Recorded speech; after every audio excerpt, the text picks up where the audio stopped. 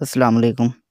سعودی وزارت داخلہ نے پھر واضح کیا ہے کہ تمام وزٹ ویزے ان کی اقسام یا نام کچھ بھی ہوں فریضہ حج کی اجازت نہیں دیتے۔ ایس پی اے کے مطابق وزارت نے بیان میں کہا کہ حج کے لیے سرکاری حج پرمٹ حاصل کرنا ایک بنیادی شرط ہے۔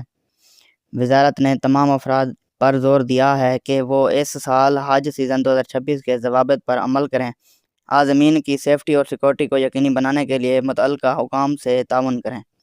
وزارت نے انتباہ کیا کہ ضوابط کی خلاف ورزی پر قانونی سزاؤں کا سامنا کرنا پڑ سکتا ہے۔ مکہ مکرمہ، مدینہ منورہ، ریاض اور منطقہ شرقیہ کے علاقوں میں ہیلپ لائن نمبر 911 اور مملکت کے دیگر علاقوں میں ہیلپ لائن نمبر 999 پر خلاف ورزی کرنے والوں کی اطلاع دی جا سکتی ہے۔